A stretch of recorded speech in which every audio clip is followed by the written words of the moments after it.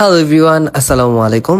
আজকে তোমাদের সাথে আমি আমার পেজের মোস্ট সেলিং যেই কেকটা সেটা ডেকোরেশন ভিডিও শেয়ার করব। যদিও যেটা আমার পেজে বেশি সেল হয় সেটার কালারটা হলো অফ হোয়াইট অ্যান্ড মেরুন, আর এটার কালার হলো লাইট ব্লু অ্যান্ড হার্টগুলো হলো ডার্ক ব্লু কালার। তো এটার ডেকোরেশন ভিডিও শেয়ার করার পাশাপাশি তোমাদের সাথে এই কেকটার পিছনের কাহিনীটাও শেয়ার করি। তো এই কেকটা যে আপু অর্ডার করেছিল, সেই আপু এর আগে আমার কাছ থেকে 4টা কেক অর্ডার করেছে। এটা তার 5 নাম্বার কেক হবে। তো কেকটা নেওয়ার পরের দিন আপুর মেসেজ আসে যে ভাইয়া এবারের কেকটা খুবই বাজে ছিল, নীল কালার হাতে মুখে লেগে গেছে, এরকম টাইপের একটা।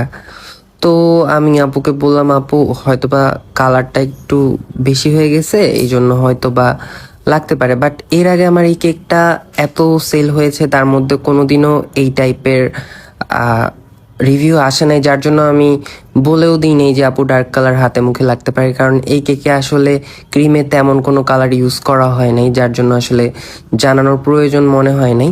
বাট আপু বলছিল আমি কেন আপুকে বলি নাই। বাট আপুকে বলেছি আপুর টেস্ট কেমন ছিল, আপু বলল টেস্টও ভালো ছিল না।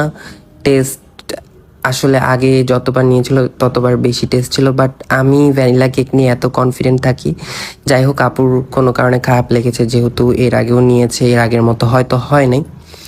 তো এইভাবে আসলে অনেকে মনে করে যে না ভাইয়ারা রিভিউ নিলে এগুলো মনে হয় গায়ে নেই না, আসলে ওই দিনটাই পুরোটা খারাপ যায়। তখন আমি রেস্ট নিতে যাচ্ছিলাম, বাট এই রেস্টের আগে এই মেসেজটা আসে, তো আমি প্রপারলি রেস্টও নিতে পারি নাই তখন।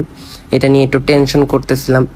তো মোবাইলটা হাতে থেকে রাখার আগে আমি আপুকে জিজ্ঞেস করেছিলাম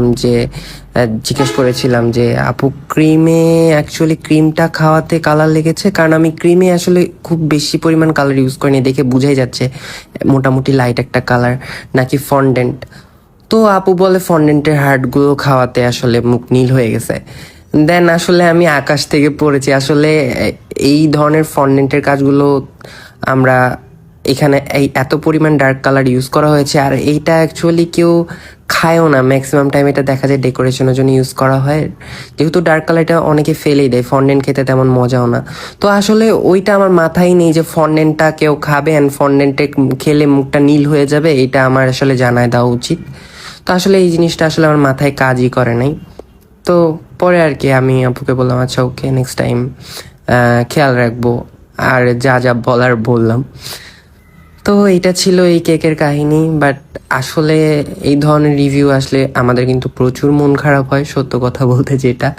বাট আসলে কিছু করার নেই, যেহেতু এত এত কাস্টমার আমাদের কেক নেয়, তো সবার আসলে আমাদের কেক ভালো লাগবে না, এটা খুবই একটা স্বাভাবিক বিষয়।